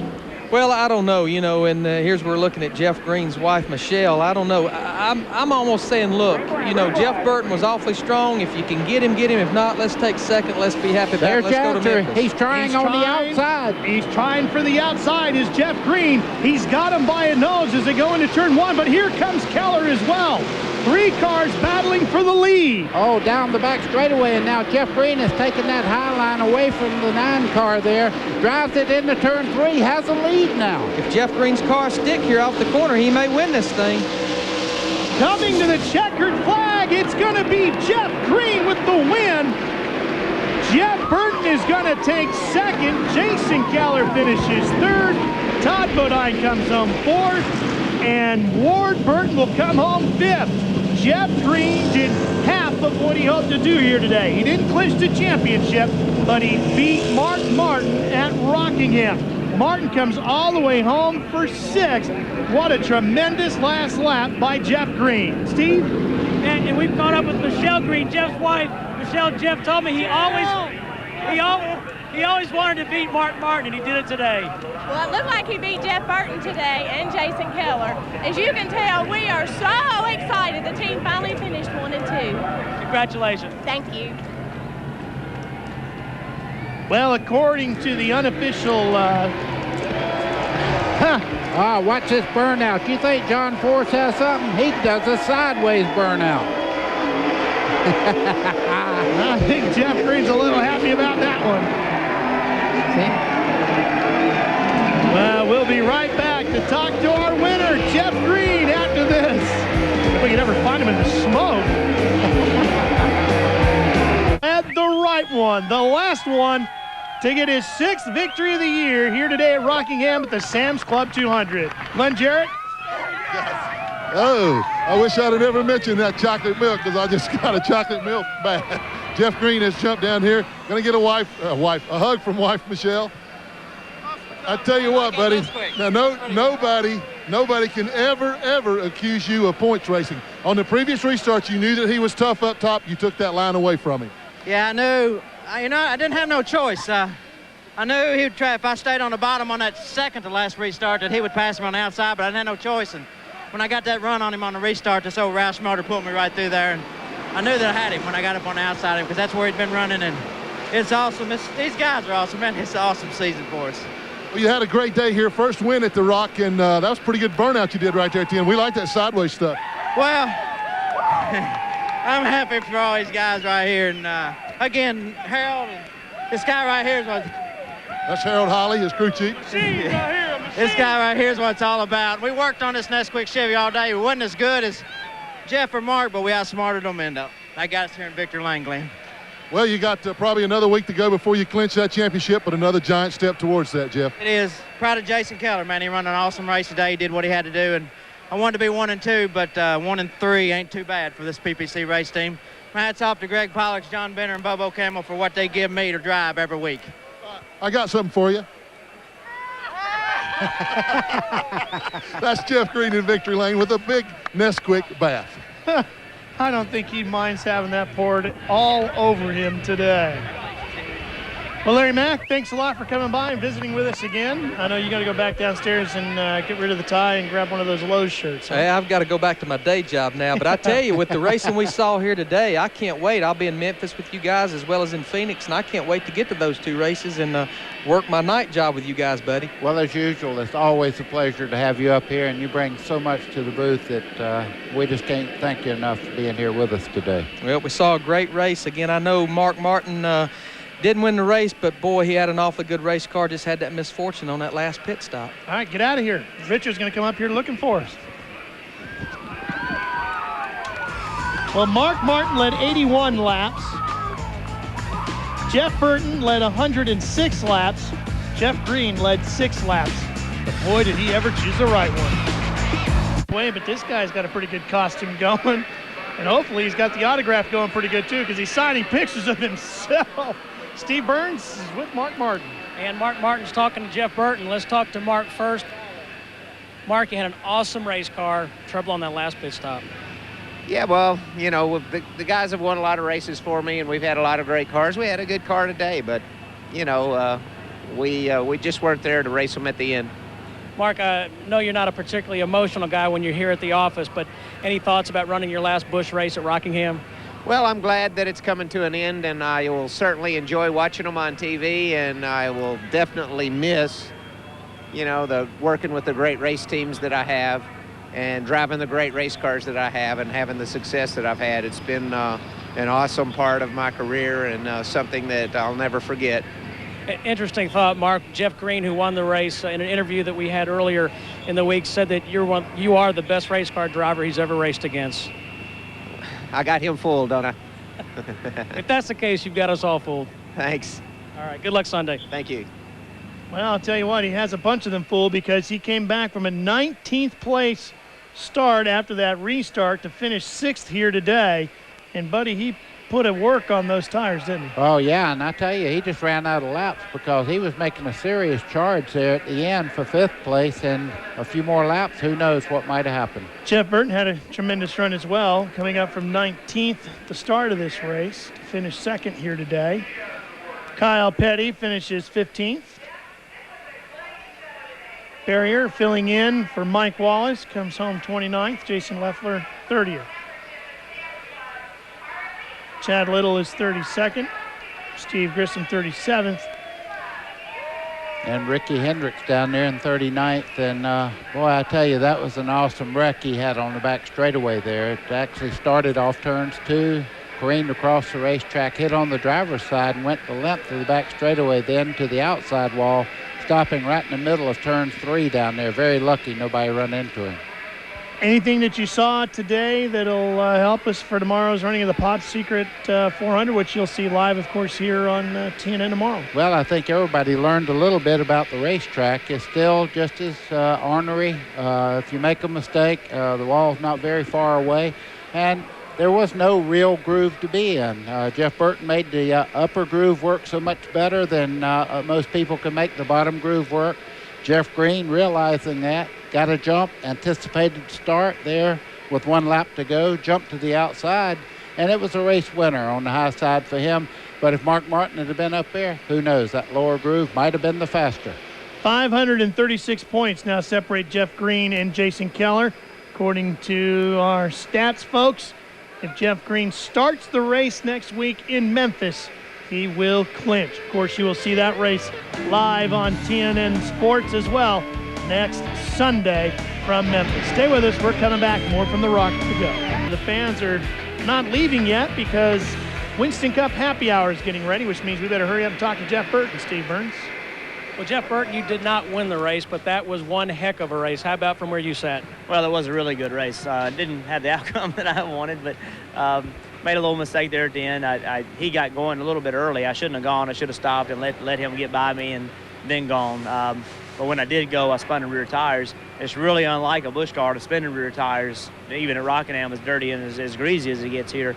So it just struck me by surprise that it spun in rear tires. And then once it started spinning in rear tires, you know, I just had to slow down to get it to get hooked up. So he started a little bit early, and I didn't respond to it correctly, and then I got in the gas too hard, and he got on the outside, and it was over. Jeff, let's talk about tomorrow's race in the Citgo car. I'm not used to calling it the Citgo car yet, but tell us about what to look for. We keep hearing about tires. Well, obviously, that's the big issue at Rockingham. It's very, very difficult to keep the tires on the car. This is the best tire we've ever had here, I think. We need to get the thing set up, and then don't abuse it. You got to be easy on the tires, but the guys that can be easy on the tires are the guys that have the right setup. So if you have the right setup, you don't have to run real hard just to keep up. That's what it takes. All right, we got to let them go to work, guys. Happy hour starts in about 2 minutes. He will be starting 6th tomorrow in the Pop Secret 400. Well, there's a Rockingham Busch Series fact for you, buddy. 26 of 35 races have been won by Winston Cup drivers here at the Rock. Yeah, but you know, the guys that we're talking about winning all those races were Busch Grand National drivers. They just loved the division, and when they moved up to Winston Cup, they started running both divisions. So they're actually Busch drivers that made it good and moved up into Winston Cup. It's not like those guys just said, you know, that's easy pickings, we're going to slide over there. It's a division they love, and quite frankly, I hate to see Mark Martin not race anymore in Busch Grand National.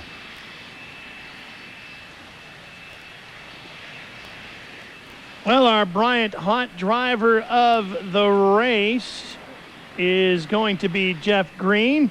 He is the Bryant hot driver of the race. Are you freezing cold? Call Bryant to the rescue at 1-888-999-BRYANT. Jeff Green, our Bryant hot driver of the race. You know, buddy, I'm always amazed when you see a driver in a championship season. It's very obvious to tell who's got all the luck and all the good things happening their way, who's really on their game. When things really go right for a guy in a championship season, boy, they really do. We saw Jeff Green's a perfect example here today. On the first restart, his car slips, it slides. He gets a second shot at it. He knows exactly what to do. And it's Burton's car, it slips a little bit, and he's able to capitalize on it. Well, and it's attitude, too. You go over in the garage area, those guys are having fun. They're not just racing. They're having a good time. Communication is perfect between them. Pit crew, they're ready and fired up. You can almost feel it when you walk by the car. And I've noticed when Dale Earnhardt Jr. had that same thing with the Urey family. Yep. They communicated so very well that you could tell there was a lot of success there. And on the other side of that coin, you see people that are struggling, and they're biting at each other, arguing. Things are not going well, and you feel it throughout the race team. I tell you, winning is not everything, but boy, does it ever help. So are you seeing, well, I'll ask you this when we come back, based off of what you just said. Don't forget what you said now. All right, we're coming right back to Rockingham. We got a little more to go. All right, Baker, based on what you said about drivers who are on their way to a championship, with the Winston Cup cars getting ready for happy hour, which guy do you think has all that momentum? Is it Bobby Labonte or Dale Earnhardt? Well, Bobby Labonte right now is going through the same thing that Dale Jarrett did last year. Their bad days, they finished 5th. I mean, they had problems and would finish in the top 5. Bobby Labonte, same thing. He's been in wrecks in the past couple of weeks. I mean, at Martinsville, on pit road, had a crash there. Could have put himself out. They fixed the car right away, went out and had a great run towards the finish. I think right now Bobby Labonte has all that going for him, and it's his championship to lose now. He would have to do something very, very irregular, even though I know there's a lot of people pulling for that black car right there, Dale Earnhardt, to make it 8 championships, which no one has ever done before. But I will tell you this, he's going to be a hard guy to beat. You can see who he's tuning up to try to beat tomorrow. Glenn Jarrett? We'll stand alongside of Jason Keller, and this guy is still going through heart palpitations from when Elton Sawyer got under you there with the closing laps. That was too close. It was, you know.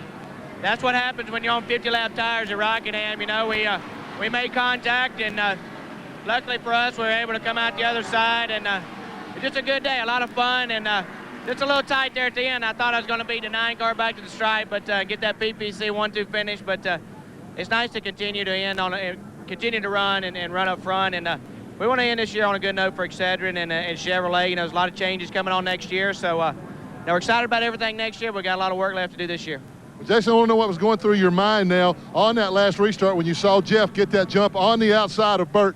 Well, I knew I had a shot at him then, you know, when he closed the door. And I had a really good run off of 2, and I was thinking, you know, we're going to make this thing 3 wide getting into 3. And I thought a little bit better of that, and just tried to beat him back to the stripe, the 9 car. But, hey, you know, Jeff and those guys ran great, but 57 Chevrolet ran good too, so I'm real happy. Well, we're proud of you. Good job. He's done a good job all year long, and these guys are switching to Fords next year. Here's Steve Burns. Thanks, Glenn. We're here with Todd Bodine and his crew chief. Todd, tell us about that race. Came home in the top 5. Yeah, we did. 4th, I tell you, I would have never bet that we would have finished 4th. We didn't have a good car at all, and Donnie kept adjusting on it, and the guys had great pit stops, and the car was its best at the end, and that's when you need it the best. Unfortunately, we didn't have a car to race those guys for the win, but to come out of here with a top 5 and come in 4th, the Phillips 66 car, Monte Carlo, was decent. So, you know, we're pretty happy with it. We didn't gain anything on Jason in the points, but we gained back on Kevin, so it was a so-so day. I mean, I've said all along, whoever has the worst luck is going to get this points deal, and so far, you know, today, Jason and myself had the same luck. We didn't have any, so it's going to be tight right down to the end, and, you know, we're going to keep digging, but I want to say send our condolences to the Roper family. Tony was a pretty good friend of mine. He came to me for advice a lot, and I got to know him good. He was a great guy. He's going to be missed a lot. Thanks for your thoughts. Thank you. Once again, all of us in the NASCAR family and all of us here at TNN Sports sending out our condolences and sympathy to the Roper family. And as Todd said, Tony will certainly be missed here at the racetrack. We're coming back to Rockingham. Stay with us. Us that do the television and motorsports for TNN Sports are actually race fans. Will get this. When we're all done with this television show today, we're going down to have our group photo taken, since this is the last time TNN Sports is going to be doing NASCAR live from Rockingham. And guess who's going to be in our crew photo? You got it, the King, and we're pumped. We're getting our group photo with the King. I don't know about you, Baker. Mine's going up in my office. Let Steve? me tell you, I've been with the King, and I will tell you that's an honor for TNN and for Richard Petty. He likes us a lot, too. Steve? All right, thanks, guys. We're with Casey Atwood. Casey, you made your Busch debut here in February of 1988. Today, 98 rather. Today you finished in the top 10. Tell us about the race.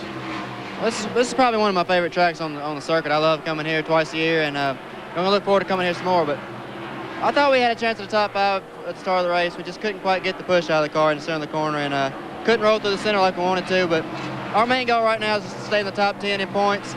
Right now we can pick up one more position, I think, get to 8, or we could have some bad races and go back out of the top 10. So I want to go to that banquet at the end of the year, so we're going to try to get consistent finishes the rest of the year. Casey, is it hard for you not to look forward to next year when you'll be driving with Ray Evernham and that Dodge program? No, I'm definitely looking forward to it. You know, I'm a little bit nervous about it, but I'm not near as nervous as I would be if I hadn't already ran 2 Winston Cup races. I was really nervous at Richmond after qualifying and everything, but Martinsville wasn't near as bad, so maybe Daytona won't be that bad. But you know, I know I'm going to have great cars under me, some great people. He knows how to put together a good team, so I'm not too worried about that part of it. I hope I can get out there and run with them guys. All right, good luck, Casey. Let's go back upstairs. Casey finished 8th here today, still not a top 5 this season. Here's a look for tomorrow's running of the Pop Secret 400. Here is the starting grid. Jeremy Mayfield will be on the pole. Of course, this race will be seen live tomorrow, 12 p.m. Eastern. Tune in. We'll have a bit of a pre-race show for you, and we'll throw the green flag for 400 miles of racing here at Rockingham with the NASCAR Winston Cup Series. Tony Stewart will start on the outside of row number 9. Kurt Busch on the outside of row number 12. Dale Jarrett, the reigning Winston Cup champ, inside row 11. Dale Earnhardt makes the show. Row 14 for him. Happy hour going on as the crews get ready for the Pop Secret 400 tomorrow. Earnhardt Jr., tough qualifying session. He's going to start inside row 19. Carl Long will round out the field. The back end, row 22. Well, Buddy Baker, what do you think? I think we just got a good warm-up for a great race tomorrow. The race in Charlotte was extremely good between the Winston Cup guys. And last week in Talladega, great racing. And you can always count on great racing at The Rock. It was exciting as Jeff Green got his 6th win of 2000, his 10th career victory. Just going to have to hold on till Memphis. claim that championship. For Steve Burns and Glenn Jarrett, who did another outstanding job down on pit road for us today, and for Larry McReynolds and Buddy Baker, I'm Ralph Shaheen. We sure hope you've enjoyed our coverage of the Sam's Club 200. All of us have to run back downstairs, get down hooked up with the King. We're going to go get our picture taken with the King, but we promise we'll be back tomorrow for the running of the Pop Secret 400. You'll see it live here on TNN, where Jeff Green was your winner from the Rock. So long. Here we come, King.